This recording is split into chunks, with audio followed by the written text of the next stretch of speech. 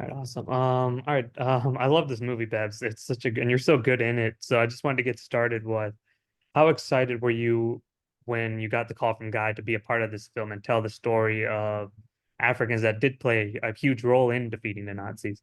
Hmm. Yeah, no, I was very excited. I was very excited, absolutely, to work with Guy again.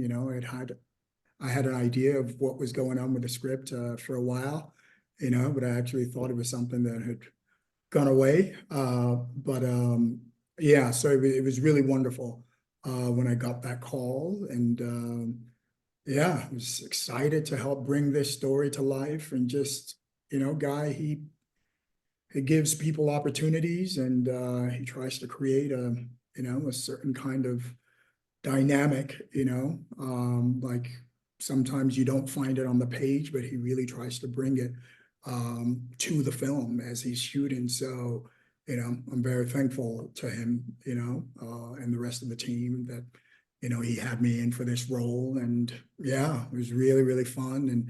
And just having, the Camp Billy character, and the Nigerian militia guys and Heron, helping to build a story and weaving through the story and setting the stage for things, and being on that island of Fernando Po, setting up these Nazis. It was fantastic. It was fantastic to just inhabit a role that, like, brought people to life, that saw, seeing Africans and men of color and women of color and just people that were there.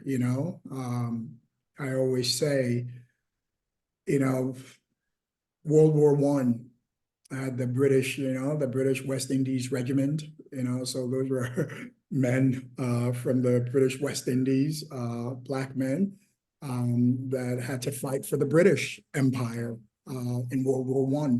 So just like you had African soldiers fighting for the French in World War I. So for me, that through line is there, where we might find a character like Heron doing his part to defeat, like, Nazis in World War II.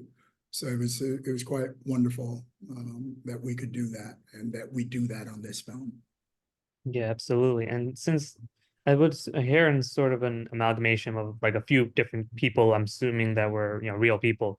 So were Yeah. you looking at anyone specific, or were you looking at a group of people from that time era to form Heron, or was that something that you and Guy talked about differently? No, I mean, really, I'd say he left it quite up to me to do Hmm. that, and just the bit of history that I gave you is what informed my thinking, and then was just finding models from that time, or just a bit after that time, and just looking at our screen heroes of Paul Robeson way back in the day, and the Sidney Poitiers, and just imagining the people that were models to them, because these are guys from 40s, 50s. Maybe you started seeing them on the screen in the 50s, and the way they spoke, the way they carried themselves. Yeah, so Heron was an amalgamation of, he's his own person, but an amalgamation of the models of these gentlemen that I just mentioned. Yeah, absolutely.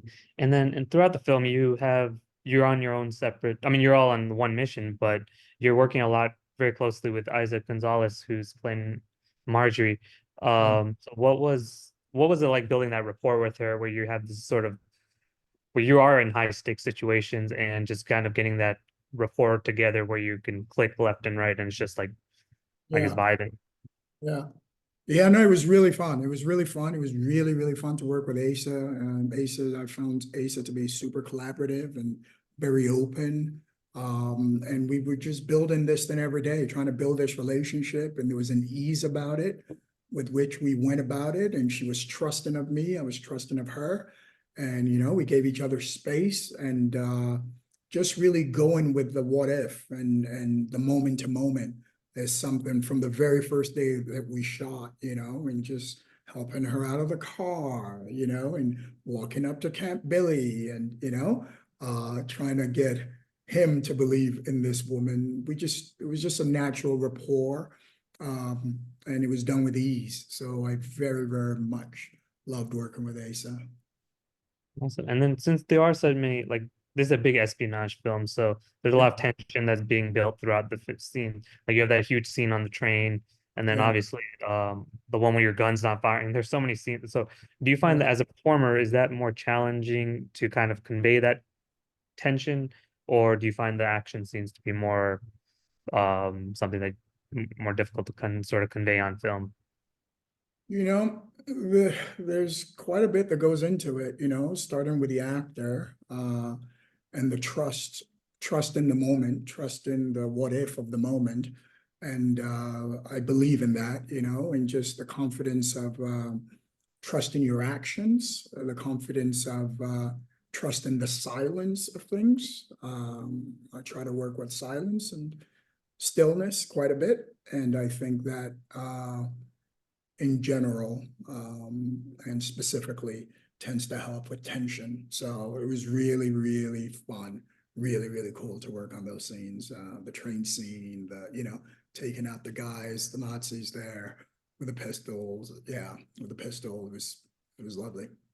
Mhm. And then since you are, I read that you were a black belt and jiu-jitsu champion. So did you pitch any scenes to Guy where you get to be a little more violent, like Alan Richardson gets to do, or did you want was that just not in character for Heron?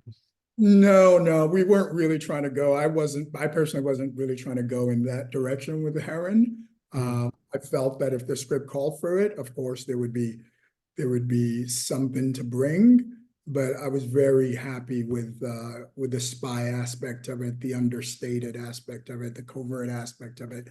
I'll let Alan chew up all the all the arrows and so those Yeah. guys are fun. Yeah, with this one, I wanted Heron to just be you know, just Mhm. Yeah, absolutely. No, and I love that scene where you take out those guys that catch you and then your gun doesn't fire. That was just one of my favorite scenes.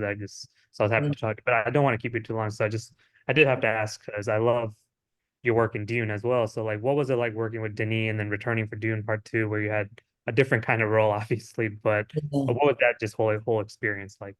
it was fantastic, really. Denis was just I can't say enough about him. Just a beautiful man, just a very warm man, masterful director, and just really, really took me in so beautifully. He welcomed me so beautifully.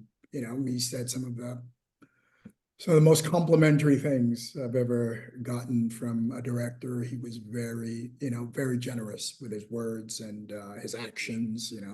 Dune, really, I wasn't supposed to do more than the first, and even a number of the things, the vision scenes weren't really there, when he first brought me in. So those were all things he added after he met me and sort of saw my work, so to speak. And yeah, so to build his rapport with him and have that trust of a director like Denis is absolutely something I'm extremely grateful for. So yeah, so Dune 2 was fantastic because, shot more than you saw in the film, because I was finally able to see the film, but it blew me away as I didn't expect anything less. And yeah, I'm always excited to get a call, email from Denis. Yeah, awesome. Well, yeah, I mean that's a great film, and Ministry is obviously a great film. So I can't wait for more people to see this one. But thank you so much for your time, Babs. I really appreciate it. Well, Rohan, thank you so much. Be well, man. All right. Great